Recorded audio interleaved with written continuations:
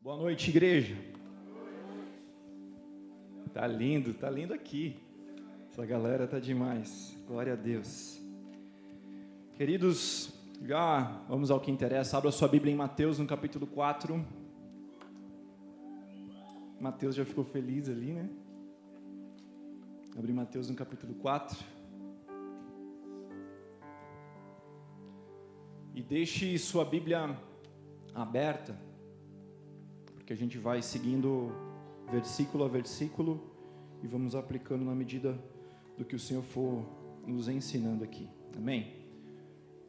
Tem uma passagem que eu amo, que eu sou apaixonado, que é a passagem da mulher do fluxo de sangue, que ela se joga aos pés de Jesus. Uma passagem que fala muito comigo e que eu gosto de trazer ela à memória aqui. Eu gosto que você e eu, que a gente lembre que naquele ambiente havia várias pessoas que esbarraram em Jesus, havia várias pessoas que viram a presença de Jesus, mas aquela mulher, ela se posicionou diante de Jesus de uma forma diferente, e por isso ela recebeu algo diferente da parte do Senhor.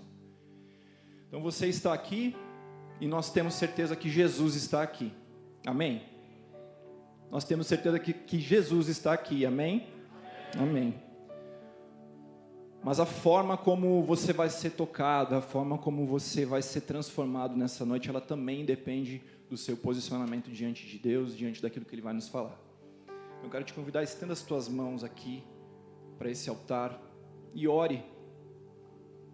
Talvez a palavra que vai trazer direção, que vai transformar a sua história, vai ser liberada aqui nessa noite.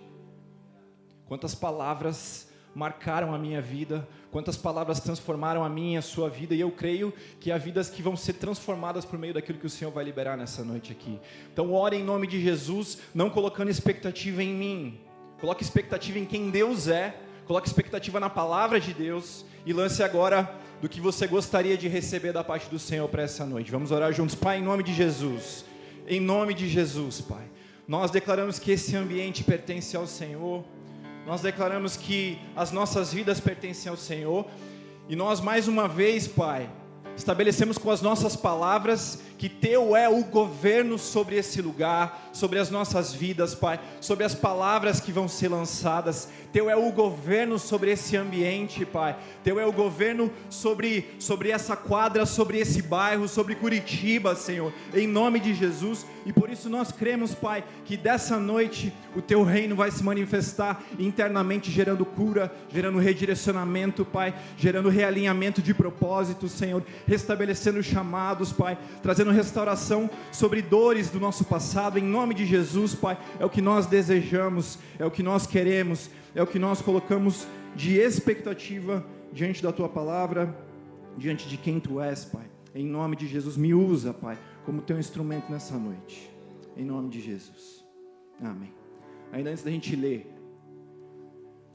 preciso que você entenda algo para a gente poder avançar nesse texto. A palavra de Deus, ela nos ensina sobre a diferença de provação e de tentação.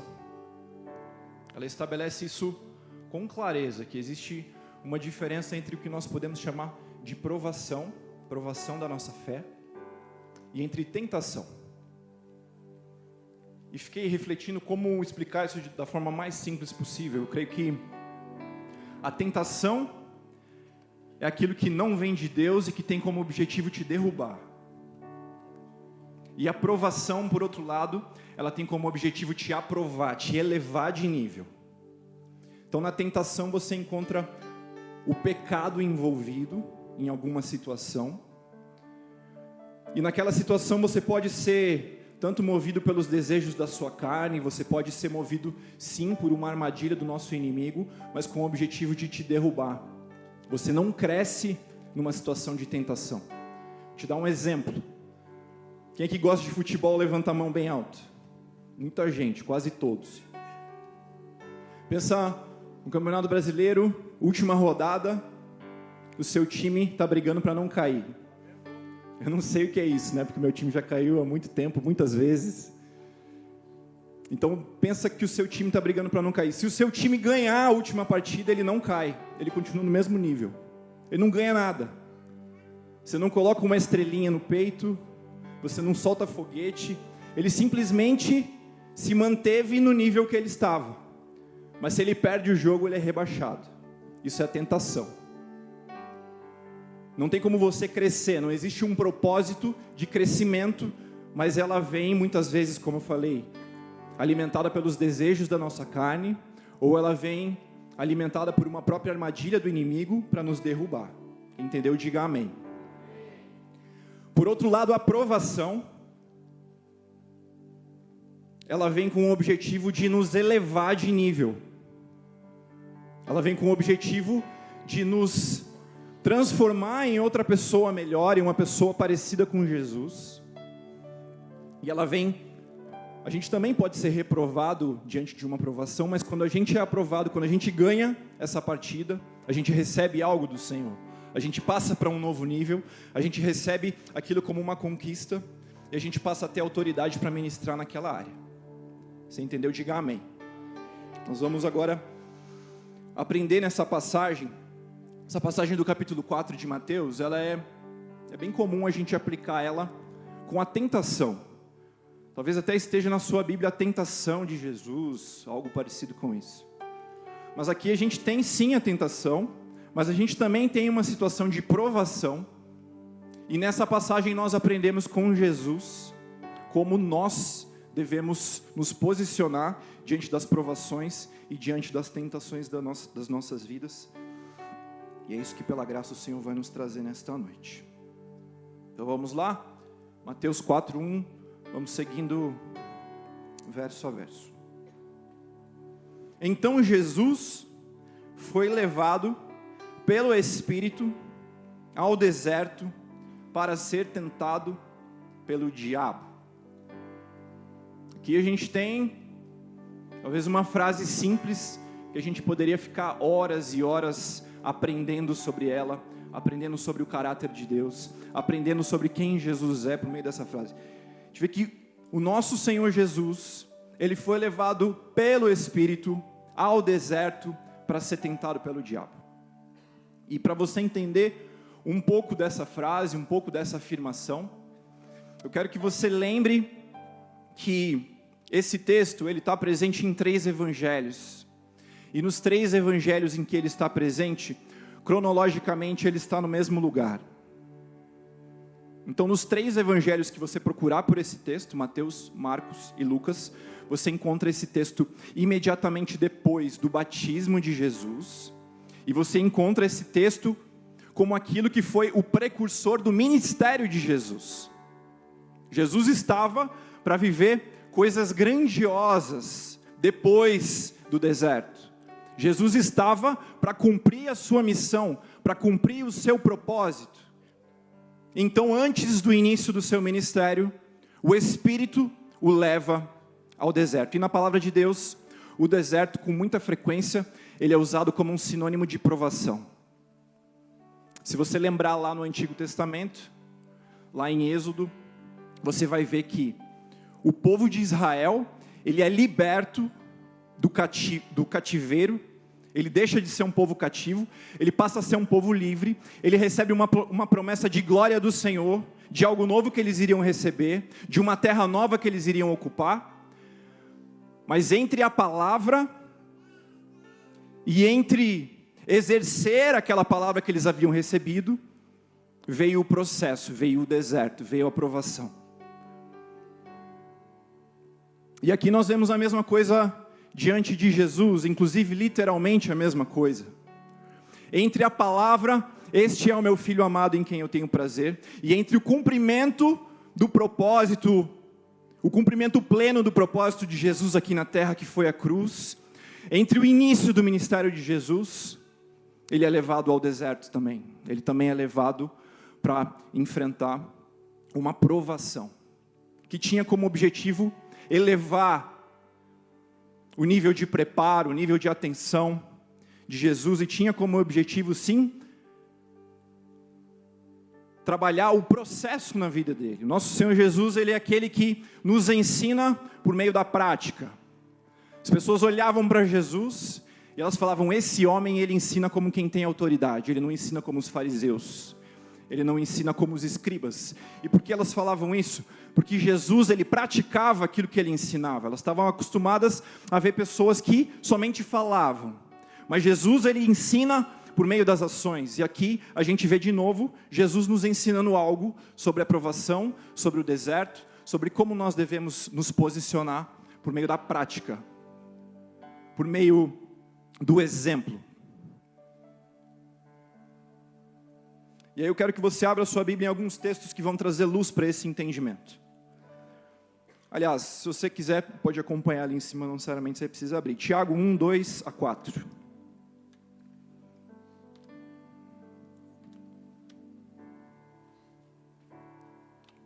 Tiago 1, 2. Meus irmãos, considerem motivo de grande alegria o fato de passarem por diversas provações. Pois vocês sabem que a prova da sua fé, ela produz perseverança, ou que a sua fé, uma vez provada, ela produz perseverança. E que a perseverança, ela deve ter ação completa, a fim de que vocês sejam maduros e íntegros, sem que falte a vocês coisa alguma. Quantos querem ser encontrados maduros e íntegros diante do nosso Senhor? Quantos querem que não falte nada em nós? Então o que o Senhor nos promete é a aprovação. Seria muito bom se Ele apertasse um botão, jogasse alguma coisa na gente e a gente já estivesse pronto, já estivesse preparado. Mas o que essa passagem nos ensina é que o crescimento, ele vem também por meio da dor. Ele vem também por meio da espera. Abra outra passagem aqui, Hebreus 5, 8 e 9. Agora olha isso sendo aplicado na vida de Jesus. Essa passagem é incrível. Hebreus 5, 8 e 9. Embora sendo filho, ele aprendeu a obedecer por meio daquilo que sofreu. Vou repetir. Embora sendo filho, Jesus aprendeu a obedecer por meio daquilo que sofreu. E uma vez aperfeiçoado, tornou-se a fonte da salvação eterna para todos os que lhe obedecem. Mais uma passagem, e a última desse trecho aqui. 1 Pedro 1, 6 e 7. Nisso vocês exultam, ainda que agora por pouco tempo devam ser entristecidos por todo tipo de provação. Assim acontece para que fique comprovado que a fé que vocês têm, ela é muito mais valiosa do que o ouro que perece. Mesmo que refinado pelo fogo, ela é genuína, ela resultará em louvor, glória e honra quando Jesus Cristo for revelado. E tantas outras passagens que nos ensinam sobre o poder do processo nas nossas vidas. Vira para quem está do seu lado e fala o poder do processo. Um cara de crente.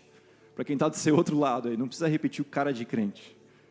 Ele é o poder do processo nas nossas vidas. Tantas outras passagens que nos ensinam sobre o poder do processo. Sobre o poder de nós estarmos nas mãos do Senhor. E de Ele, do Espírito, nos levar ao deserto. O poder de nós estarmos firmes em Deus, sabendo que as situações ruins ou as situações difíceis, elas vão sim acontecer. Elas são quase que uma promessa de Deus. Talvez naquela caixinha de promessas, naquele livrinho que a gente pega um versículo, que dá uma turbinada no nosso dia, talvez você não vai encontrar que a provação da nossa fé, uma vez comprovada, ela produz perseverança. Talvez você não vai encontrar essas passagens, mas creia que uma promessa sobre a vida do crente é que a gente cresce por meio do deserto. E o que a palavra de Deus, ela nos ensina, além disso tudo, sobre o processo. Veja, quando nós aceitamos a Jesus como nosso Senhor, como nosso Salvador, quando nós dizemos sim para o sacrifício, quando nós reconhecemos que Ele é quem governa as nossas vidas, quando a gente se arrepende, quando a gente olha para trás e reconhece que a gente precisa de um Salvador para remir a nossa história, quando isso acontece, palavra de Deus, ela declara que nós nascemos de novo. É a passagem que o Gustavo leu, lá em João 3. Ela fala sobre um novo nascimento. E o que esse novo nascimento ele representa? Entre outras coisas, ele representa que você recebeu um novo nome. Antes você era inimigo de Deus, agora você é filho de Deus. Antes você era cativo, agora você é liberto. Antes você perecia em direção à morte, agora você tem a vida eterna. Você recebe nomes de Deus, que dizem respeito à tua nova condição em Cristo Jesus. Então, isso tem a ver com um novo nascimento. E um dos nomes que nós recebemos, nós passamos a ser chamados de santos. Então, o apóstolo Paulo, ele, em algumas das cartas que ele escreve, ele começa as cartas declarando aos santos da igreja da cidade tal. Ou seja, aquele nome, aquele jeito de chamar era tão forte que realmente era quase como chamar de irmão. Ei irmão, ei santo. Era assim que o apóstolo Paulo se referia. Um novo nome que nós passamos a receber. No momento em que nós somos regenerados, no momento em que nós nascemos de novo, no momento em que nós recebemos ao Senhor Jesus. Mas veja, a palavra de Deus, ela ensina alguns conceitos para a gente que eu entendo que a nossa mente humana, ela não consegue discernir 100%. Então ela ensina aplicando de várias formas diferentes, e às vezes essas formas diferentes que ela aplica são um estranho para a gente. Mas não tem nada de estranho, são formas de nos ensinar. Vou dar um exemplo. O reino de Deus, ele é interior, mas ele também é exterior. O reino de Deus, ele é agora, mas ele também é no futuro. Então a gente olha para um conceito como esse, às vezes a gente entra em crise, mas não tem nada de errado. São as formas como o Senhor está usando para nos explicar todas as dimensões do que aquele conceito significa. E quando a gente fala de santidade, ou de sermos santos, é a mesma coisa. Nós recebemos um novo nome, nós somos chamados santos, a partir do momento que nós recebemos a Jesus. Mas ao mesmo tempo, nós estamos continuamente passando por um processo que se chama santificação. Um processo. Lá em Hebreus 12, 14, a palavra vai falar: esforcem-se para conservar a paz entre vós, e para santificarem-se. Ou seja, ele está aplicando santificação num contexto de esforço. Ele está nos ensinando que ela é um processo, que ela não é automática, que ela exige um esforço de nós. E aí outro conceito que a gente confunde é a graça, porque às vezes a gente acha que graça não tem a ver com esforço. Na verdade, a graça ela não tem a ver com merecimento, ela tem tudo a ver com esforço. Nós precisamos deixar o nosso velho homem para trás. Isso é um exercício diário. É um exercício diário da gente clamar para que o Senhor arranque coisas de nós, para que a gente clame que o Senhor coloque coisas em nós. É um processo. Ele vai durar o resto das nossas vidas. Então, o processo, ele é certo. Ele vem, o deserto, ele é certo, ele vem, mas ele tem como objetivo fazer de mim e de você filhos cada vez mais parecidos com o nosso Senhor Jesus. Você entendeu? Diga amém. E ainda falando sobre o processo, sobre a santificação, entenda que esse processo ou as vitórias que nós temos em Cristo, isso não nos dá coisas novas, mas isso nos habilita a exercer domínio sobre coisas que Deus já nos deu. Vou te dar um exemplo. Pensa em um pai que tem 2 filhos. Um tem 18 anos e um tem 15 anos. Ele ama os 2 da mesma forma. Ele ama os 2 tanto que ele comprou um carro para cada um deles, para o de 18 e para o de 15. Qual deles está habilitado a exercer domínio sobre aquilo que ele recebeu? O de 18. O de 15 é amado da mesma forma, com a mesma intensidade. Ele recebeu o mesmo presente do seu pai, só que ele ainda não está preparado para exercer o domínio sobre aquilo que ele recebeu.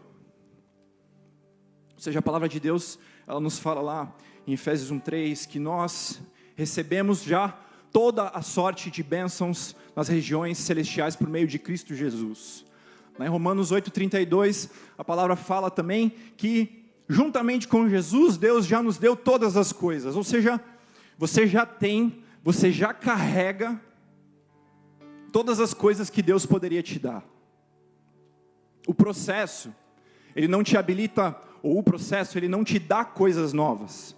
Não tem a ver com você ser aprovado e você ganhar uma recompensa de Deus, ganhar algo novo dele, ganhar um presente dele. Não é isso. Mas o processo, ele te habilita a exercer governo, a exercer domínio sobre as coisas que Deus já te deu.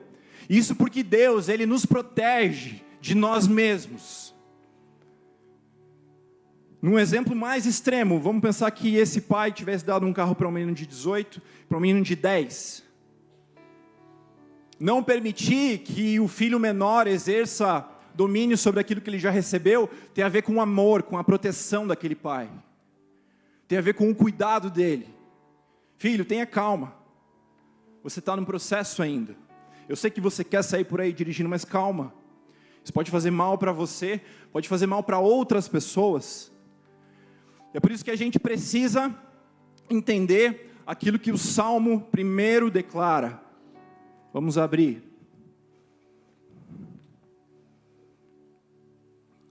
Como é feliz aquele que não segue o conselho dos ímpios, não imita a conduta dos pecadores, nem se assenta na roda dos zombadores.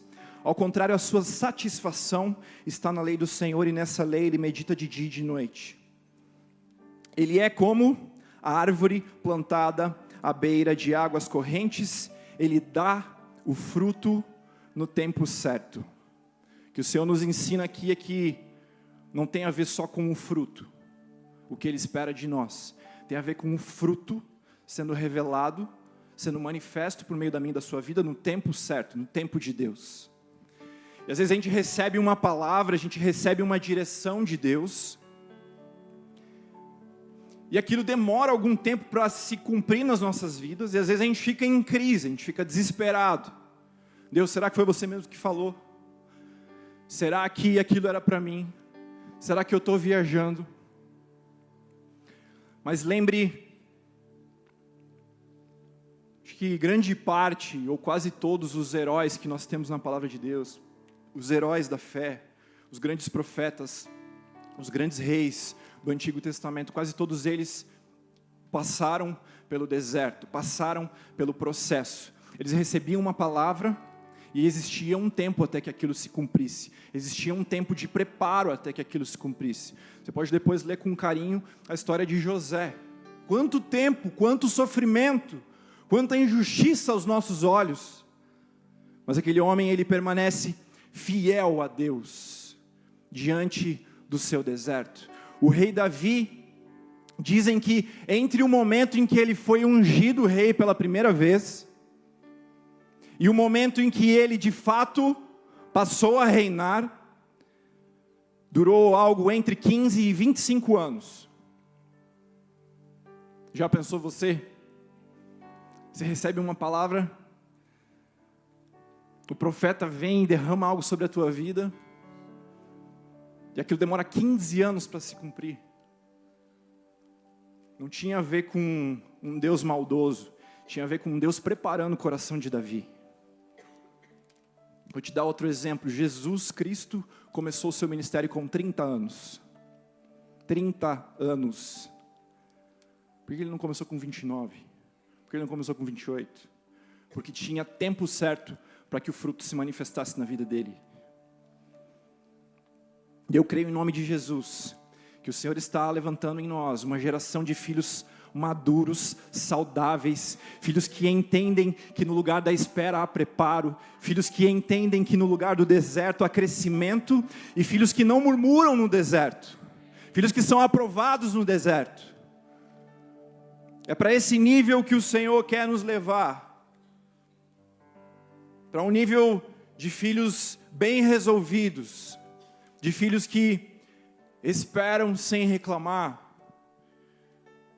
de filhos que entendem que o Senhor está sim nos capacitando para que a gente exerça domínio, governo sobre as coisas que Ele já nos deu. E é por isso que o famoso filósofo cristão do nosso tempo declara que o deserto é a escola do Senhor. E nós cremos nisso, cremos nessa verdade também.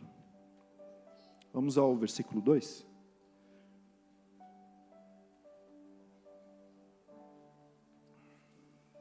Depois de jejuar 40 dias e 40 noites, Jesus teve fome. Entenda algo aqui. Jesus, ele estava passando por um deserto, ele estava passando por um momento de provação, por um momento de dificuldade, por um momento de desafio, por um momento de solidão, por um momento de escassez, por um momento de desconforto. E qual é a resposta dele diante desse momento? Repita comigo, é o jejum. Eu creio que isso pode se aplicar literalmente sobre as nossas vidas, para a busca do jejum e da oração, no momento da provação, no momento da dificuldade, de tudo aquilo que eu acabei de falar. Mas entenda que tem algo precioso aqui. Jesus, ele não ficou, ou ele não foi passivo no seu momento de deserto. Ele não foi passivo no seu momento de dor. Ele foi intencional, ele foi radical. Quantas pessoas recomendariam para alguém que vai ficar 40 dias num deserto humano, num deserto literal, quantas pessoas recomendariam que essa pessoa fizesse jejum? Parece que faz sentido isso? Não parece. Mas Jesus, ele encontra uma resposta radical. Ele se posiciona firmemente. Ele se posiciona ativamente. Ele não espera as coisas acontecerem. Poderia sentar e ficar esperando passar o tempo do deserto. Mas no deserto, Jesus se posiciona. Ele é intencional. Ele poderia ficar reclamando, murmurando, como o povo de Israel fez. E aqui aprenda algo. Era o mesmo ambiente. O povo de Israel também estava no deserto. O povo de Israel tinha um líder. O povo de Israel viu os milagres acontecendo. Mas o povo de Israel foi reprovado no deserto. E Jesus foi aprovado. O que isso nos ensina é que não tem a ver com as circunstâncias. Não tem a ver com o ambiente que você está, com o líder a que você está servindo. Não tem a ver com os milagres que você está vendo acontecer. Tem a ver com a resposta que você e eu vamos decidir dar diante do dia da aprovação, diante do dia do sofrimento. Tem a ver com aquilo que vem de dentro. Era o mesmo cenário. E o povo de Israel ainda tinha mais recursos do que Jesus. Mas um povo perece, é reprovado, quase todos morrem. E uma nova geração vai se levantar para assumir a promessa que Deus havia estabelecido. Então, de um lado você tem um povo que é reprovado, e do outro lado você tem um Jesus que é aprovado. Ele não tinha o maná, mas ele escolheu o jejum. Ele não tinha, talvez, a nuvem de fogo durante a noite para aquecer, a nuvem durante o dia. A palavra não fala sobre isso, mas ela fala que ele se posicionou, que ele foi intencional, que ele foi radical, que ele tomou a decisão certa e que ele permaneceu na decisão certa. Porque muitas vezes a gente toma a decisão certa, mas no meio do processo a gente abre mão, a gente desiste. Mas o nosso Senhor Jesus aqui, Ele está nos ensinando sobre o posicionamento diante das provações. Seja radical, seja intencional, tome as decisões certas em Deus e faça de tudo, dê a sua vida para permanecer nos propósitos que você decidiu cumprir, que você decidiu estabelecer. Então entenda que não tem a ver com o contexto, querido. Se a gente for lá adiante, lá em Apocalipse, no capítulo 3, no verso 1, você vai ver sobre a igreja de Sardes. Deus fala que ela era uma igreja que, aos olhos das pessoas, ela era rica, mas que lá no coração o Senhor a enxergava como pobre, cega e nua. Ou seja, no contexto, olhando para fora, ela tinha todos os recursos necessários. Mas quando o Senhor deu um zoom lá dentro do coração daquela igreja, Ele encontrou naquela igreja uma igreja reprovada de dentro para fora. Da mesma forma, eu creio que nós seremos encontrados aprovados de dentro para fora. Nós somos a geração que não murmura, que levanta a mão para dar soluções, que é radical diante das situações difíceis, diante do dia ruim, que não fica colocando a culpa no líder, não fica colocando a culpa no contexto, mas que se levanta de forma intencional diante das dificuldades, diante das tribulações, diante dos desafios. Se você quer isso para a sua vida, diga amém. Eu quero isso também, Senhor. Aleluia. Vamos avançar. Verso 3. E o tentador aproximou-se dele e disse: se és o Filho de Deus, manda que estas pedras se transformem em pães. Então preste atenção de novo no contexto. A gente falou que essa passagem nos 3 livros em que ela é contada, em que ela é relatada, ela vem logo depois do batismo de Jesus. E no batismo de Jesus, uma das coisas que acontecem ali é que Deus declara abertamente, Deus declara para que todas as pessoas ouvissem: este é o meu Filho amado, em quem eu tenho prazer. Isso foi declarado sobre Jesus, algo sobre a identidade dele, sobre quem ele é.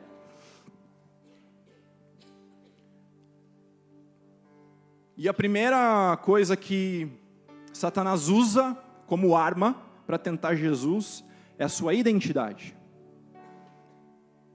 A segunda coisa que Satanás usa como arma para tentar Jesus é a sua necessidade. Porque ele estava com fome. E qual foi a proposta de Satanás?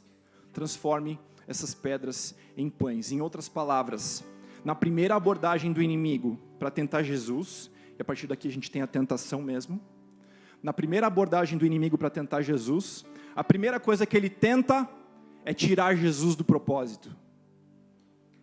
É tirar Jesus do jejum. É tirar Jesus do processo.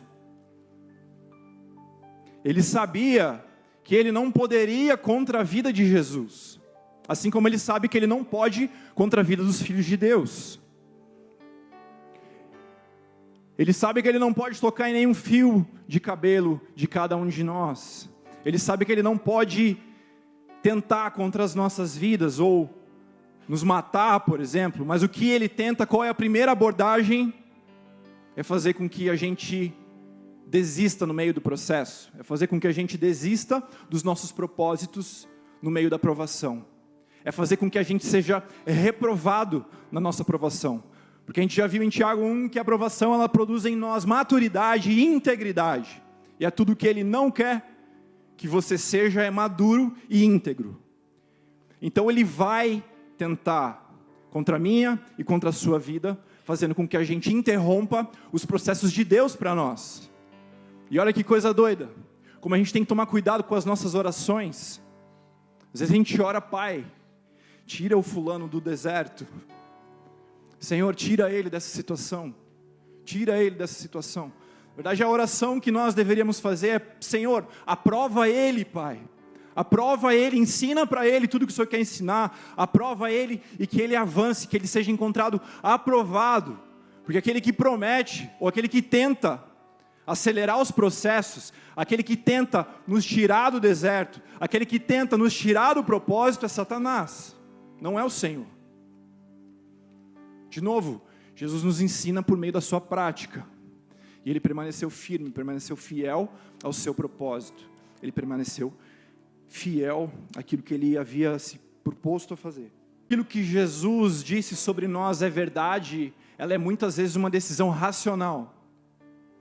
Ela é muitas vezes uma decisão que nós tomamos no âmbito da mente. Muitas vezes as nossas emoções tentam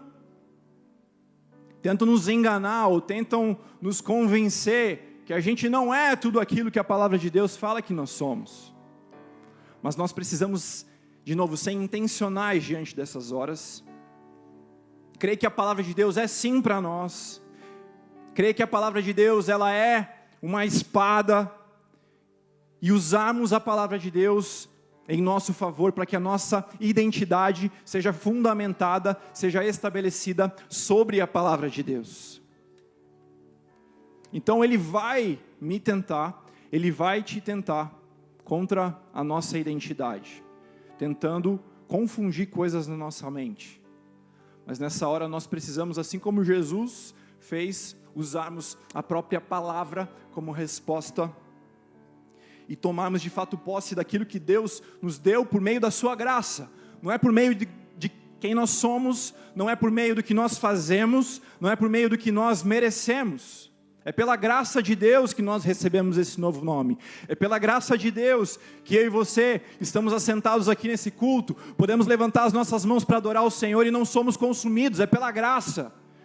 Ninguém está aqui por merecimento, todos nós estamos aqui pela graça do Senhor. E isso é uma das coisas que mais ataca o nosso orgulho, é aceitarmos a graça de Deus, a obra da cruz. É aquilo que mais fere o orgulho humano. Porque o que ela está dizendo para nós é, cara, não adianta você tentar comprar isso, você não vai conseguir. Você chega para Jesus e fala, qual é o preço? Eu tenho dinheiro. Ele fala, não adianta. Você não vai conseguir. Então ela fere o nosso orgulho, porque ela não somente nos dá algo sem a gente merecer, mas ela fala, cara, você sozinho não vai conseguir. Não adianta. Não adianta você tentar comprar isso.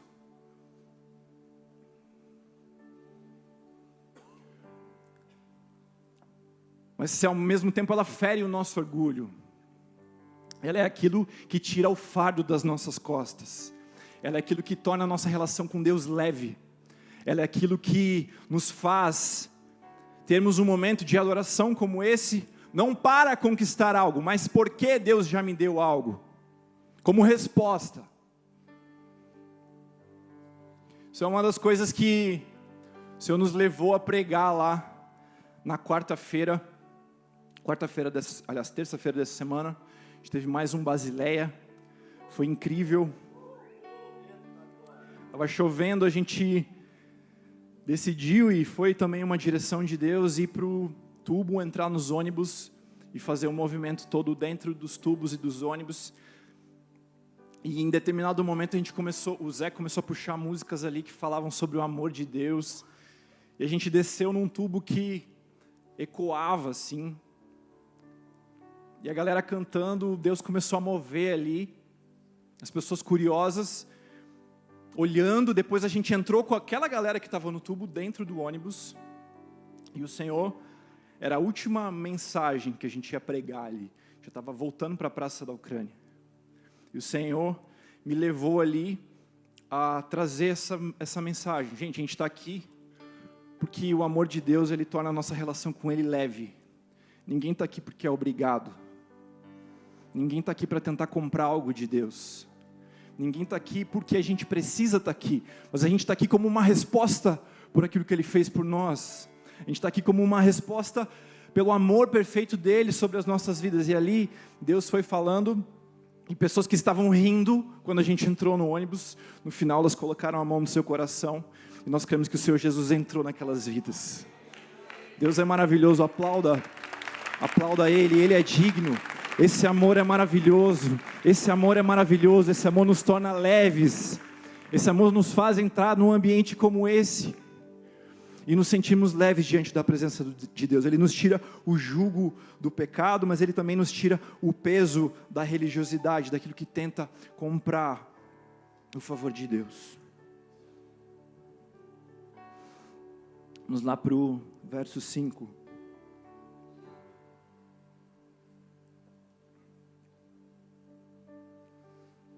Verso 5, então, o diabo levou a cidade santa, colocou na parte mais alta do templo, ele disse, 6, se és o Filho de Deus, joga-te daqui para baixo, pois está escrito, ele dará ordens aos seus anjos ao seu respeito, e com as mãos eles o segurarão, para que você não tropece em pedra alguma. Essa é a segunda abordagem do inimigo para tentar Jesus, e de novo, na primeira ele tenta fazer Jesus comer, na segunda ele tenta tirar Jesus do deserto, fisicamente. De novo a tentativa dele é contra o processo de Deus, é contra o propósito de Jesus, é contra o crescimento, é contra a nossa aprovação.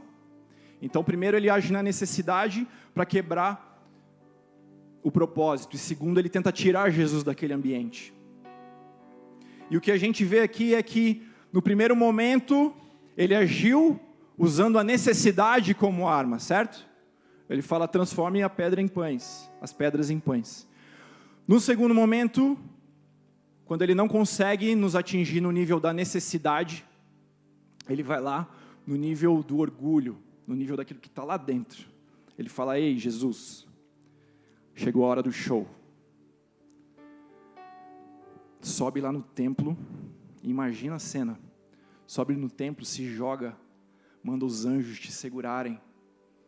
A galera vai filmar, vai postar no Instagram, você vai ficar famoso, as televisões vão vir, você vai ficar famosão, as pessoas vão te declarar como rei. A tua identidade vai ser provada se você fizer isso. Você vai mostrar que você é mesmo filho de Deus se você fizer isso. Então ele sai do nível da necessidade e ele vai para o nível do orgulho, do ego. E é exatamente isso que ele faz na minha e na sua vida, você já percebeu isso.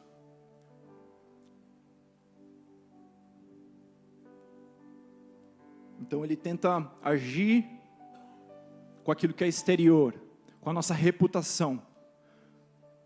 E ele tenta fazer com que a gente saia do lugar que nós deveríamos estar em Deus, para que a gente vá para outros lugares que podem parecer ser mais confortáveis, que podem parecer ser melhores, que podem parecer ter mais exposição, que podem parecer ter mais barulho, mas no final do dia não existia propósito naquilo.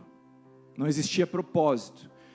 E o pastor João soltou essa lá na intercessão hoje, que Satanás tem propostas e Jesus tem propósitos. Então ele faz propostas para tentar nos tirar do caminho.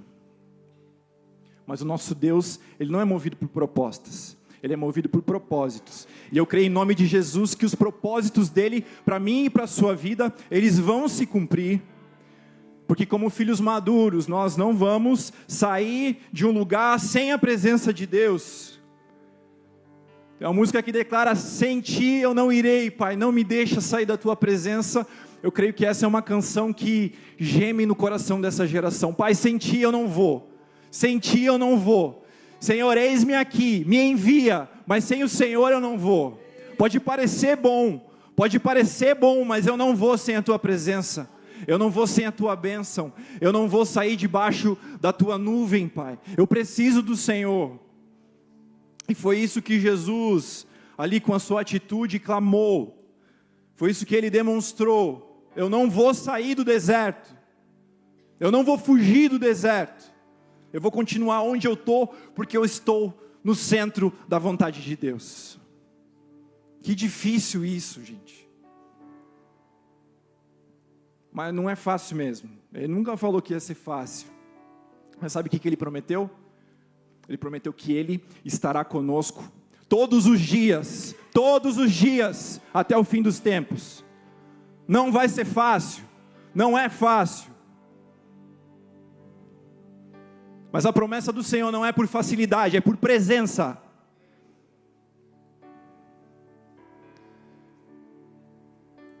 E não é qualquer presença, é a presença de um Deus que já passou por uma dor muito maior do que aquela dor que você e eu estamos passando. E aqui falando um pouquinho sobre sofrimento. Existem religiões que tratam a dor, que tratam o sofrimento como uma consequência objetiva, como um karma. Se você está passando por algo, obrigatoriamente é porque você fez alguma coisa para merecer aquilo. Certo?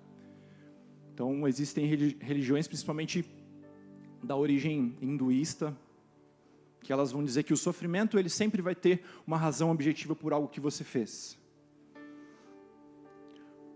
Por outro lado, se você for ver a cultura ocidental contemporânea, que toma conta das nossas universidades, muitas vezes, que toma conta da mentalidade das pessoas que mais convivem com a gente, muitas vezes, essa cultura ela tenta convencer a gente que a gente não merece o sofrimento. Tanto que a pergunta que mais acontece é, por que coisas ruins acontecem a pessoas boas? é o extremo oposto. De um lado você tem, cara, tudo que você está vivendo de errado é porque você mereceu. Do outro lado você não merece sofrer, você merece a felicidade, busque a felicidade. O que importa é ser feliz. Quando já ouviram isso alguma vez na sua vida? O que importa é ser feliz. Não importa quais caminhos. Então é exatamente o oposto. E o que nós temos em Deus é um Deus, querido. E aí uma resposta talvez dura para você. É um Deus que muitas vezes ele não está preocupado em explicar para a gente por que está acontecendo determinada situação nas nossas vidas. Às vezes a primeira reação que a gente tem diante de um deserto ou diante de um sofrimento é perguntar, Pai, por quê? Alguém lembra de Jesus ter perguntado por que ele foi enviado pelo Espírito ao deserto? Não. Então a gente crê em um Deus que ele não está tão preocupado com as respostas do porquê nós estamos vivendo determinada situação. Mas a promessa dele é prática. Entenda isso. A promessa dele não é para que você fique olhando para trás e entenda por quê. A promessa dele é para que você olhe para frente e vença. E avance. A promessa dele é por presença. Eu vou estar com você. Creia que, como o Salmo 89, verso 14, declara que retidão e justiça são os fundamentos do trono de Deus. Amor e fidelidade vão à sua frente. É disso que a gente precisa para vencer as nossas provações. Creia que o nosso Deus é justo, creia que o nosso Deus é reto, creia que o nosso Deus é amoroso, creia que o nosso Deus é fiel. Quando nós cremos nisso, não importa tanto o porquê, não importa tanto o passado, mas nós sabemos que esse Deus está conosco para que a gente avance, vença o dia ruim, para que a gente avance, seja aprovado no deserto, e para que a gente passe para o próximo nível, sem ficar olhando para trás, entendendo que o nosso desafio, queridos, ele não é terreno, ele não é temporário. Se essa vida terrena fosse tudo que a gente tem, não existe consolo para o sofrimento. Não existe. Para quem acredita que esse mundo acaba e ponto final, não existe resposta para o sofrimento. Não existe como caminhar com o sofrimento em paz.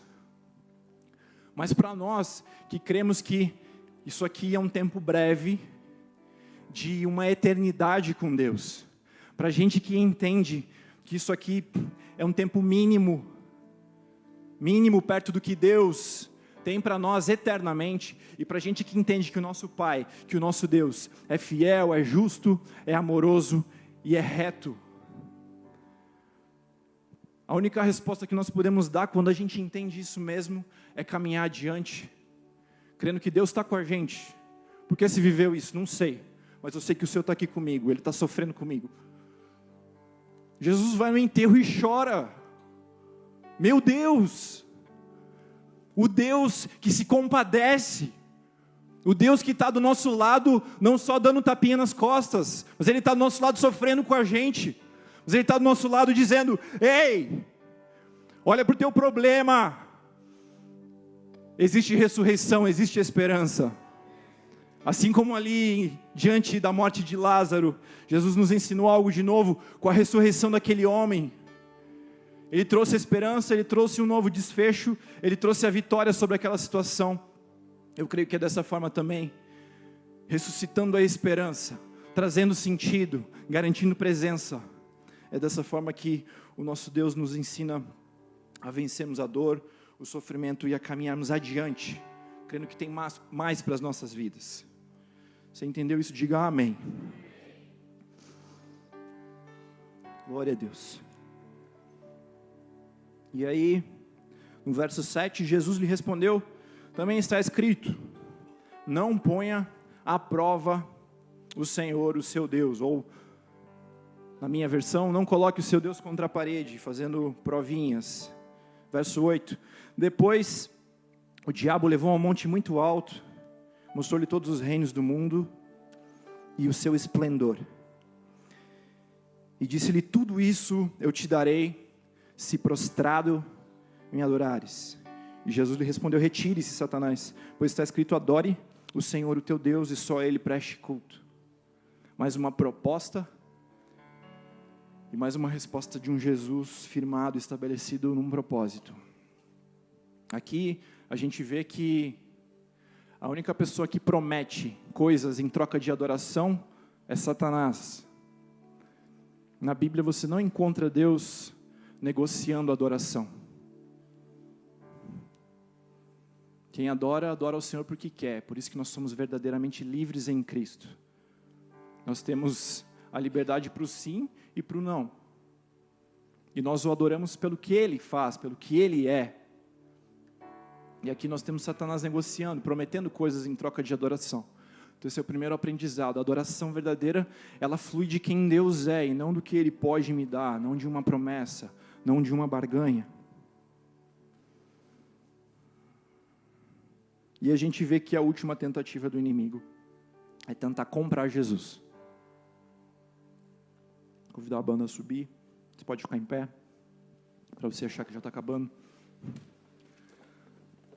Então, a última tentativa do inimigo é comprar. Primeiro, ele age na necessidade. Segundo, ele age no ego, tentando contra aquilo que está dentro. Em terceiro, ele age com dinheiro, com a posse, com o poder. E você também já entendeu que nesse terceiro nível, nessa terceira tentativa, ela também acontece com as nossas vidas. Quando nós somos tentados a tomar caminhos nas nossas vidas que não tem a ver com os caminhos de Deus, para que a gente receba coisas em troca. Às vezes isso tem a ver até com o caminho que nós escolhemos para as nossas vidas. O inimigo dizendo para você tomar uma direção, e o Senhor dizendo para você tomar outra. E a resposta que nós encontramos em Jesus é: eu tenho todas as coisas em Deus. Em Deus eu tenho tudo o que eu preciso. O Senhor supre as minhas necessidades, o Senhor declara coisas sobre a minha identidade, eu encontro respostas na minha identidade diante do que Ele diz sobre mim. E eu tenho todas as coisas em Deus, eu já tenho todas as bênçãos em Deus, eu já tenho a autoridade de Cristo sobre mim. É isso que a palavra de Deus nos promete, e é isso que a palavra de Deus nos... Lá em Gênesis, no capítulo 3, quando o homem pecou, existiu uma sentença sobre o homem. Aliás, o homem pecou um pouquinho antes, mas no capítulo 3, Jesus, ele declara uma sentença das consequências que iriam acontecer em função daquele pecado. Deus declara isso, Ele está ali, assim como se você colocar a mão num forno quente, a sua mão vai queimar, é uma consequência, é uma lei. Aqui Deus também está proferindo as consequências sobre a vida da mulher, sobre a vida da serpente e sobre o homem também. Preste atenção aqui. Uma das coisas que Deus declara como uma sentença sobre o homem é que, a partir de agora, homem, você vai ter que comer do suor do teu rosto. Ou seja, antes você vivia comigo em uma dimensão que você recebia tudo que você precisava sem precisar se esforçar. A partir de agora, você entra numa dimensão de mérito. Você precisa fazer para receber. Você precisa trabalhar para receber o pão. É isso que ele está declarando ali, homem. A partir de agora, você precisa fazer por merecer. E nós sabemos que a graça de Deus, ela reverte essa lógica. Jesus Cristo, ele reverte espiritualmente essa lógica. E aí olha a primeira tentação, o inimigo fala: ei Jesus, transforme as pedras em pães. Ou seja, de certa forma ele está ali também tentando quebrar uma lógica do que Deus havia já estabelecido como ordem lá em Gênesis no capítulo 3. Ele fala: ei Jesus, você não precisa comer do teu suor. Se você é filho de Deus, transforme essas pedras em pães. E veja, o que a gente está falando é que Jesus, ele quebrou a lógica do mérito por meio da cruz. Ele quebrou essa lógica e ele deixa isso claro na nossa relação, na minha relação e na tua relação com Deus. Mas aqui ele dá uma resposta também à primeira tentação de Satanás, que é transforme a pedra em pães, e ele dá uma resposta também à sentença de Deus para o ser humano. Lá em Gênesis no capítulo 3, você vai ter que comer do suor do teu rosto. Olha o que acontece aqui no verso 11. Então o diabo o deixou e os anjos vieram e o serviram. Ou seja, a lógica do mérito ela foi quebrada na cruz. A lógica do mérito, do suor, ela foi quebrada por meio de Jesus. E ela não foi quebrada segundo a tentativa, segundo a sugestão de Satanás. Transforma essas pedras em pães. Jesus, ele permaneceu firme no seu propósito. E como resposta à sua vitória, e como resposta à sua aprovação, os anjos o serviram. Ele poderia ter saído dali e ido trabalhar para ganhar o seu pão. Ele era carpinteiro. Mas Deus queria mostrar algo. Por meio desse homem, a lógica do mérito está quebrada. Por meio desse homem, a graça alcança a humanidade. Por meio desse homem, você não precisa mais fazer por merecer na sua relação com Deus. Por meio desse homem, você recebe de graça. Por meio de Jesus, aquela sentença foi quebrada. E pouco tempo depois, Jesus de novo estabelece isso. E multiplica os pães para a multidão. Ou seja, ele está dizendo, aquilo que é para mim, é para vocês também, multidão. Aquilo que é para mim, é para vocês também. Aquela sentença que estava determinada, por meio da minha vida, por meio de quem eu sou, é o que Jesus declara. Isso não é mais válido sobre você. Aquela sentença que foi declarada sobre o pecado, por meio de mim, você pode respirar fundo, encontrar liberdade, encontrar leveza, encontrar amor na sua relação com Deus, deixar a culpa para trás, deixa a culpa para trás. É isso que Jesus nos ensina aqui. Fecha os teus olhos. Eu creio, em nome de Jesus, que Deus falou com você de várias formas nessa noite. Ele te falou, ensinando sobre situações que você está passando, sobre propósitos que você está vivendo e talvez estava pensando em desistir, sobre um deserto que você está vivendo e estava pensando em fugir dele. Ele falou talvez sobre tentações que você não está sabendo como agir. E Ele falou com você sobre a graça de Jesus, sobre essa graça que quebra a lógica da compra, que quebra a lógica do mérito. Eu quero te convidar, vem aqui à frente, vamos orar juntos. Se o Senhor falou com você em alguma dessas áreas, vem em nome de Jesus. Em nome de Jesus, nós vamos orar juntos. Pastor João já pode subir. Nós vamos colocar essas coisas diante de Deus. Pai, primeiro me ensina a passar pelas provações. Me ensina a vencer os desertos. Pai, me ensina a me posicionar diante das tentações desse mundo. E Pai, eu recebo essa graça que quebra a lógica do mérito, Pai. Eu recebo essa graça que me diz agora, você não precisa mais trabalhar para receber do pão espiritual. Por meio do Senhor Jesus, isso está disponível a cada um de nós. O banquete está posto à mesa. Venha e pegue em nome de Jesus. Nós vamos cantar essa canção. Você pode vir durante esta canção. Se você ficar no seu lugar, continue em espírito de oração, não se distraia. Nós temos que há coisas ainda a serem liberadas aqui nessa noite, em nome de Jesus. No deserto, luz na escuridão, esse é quem tu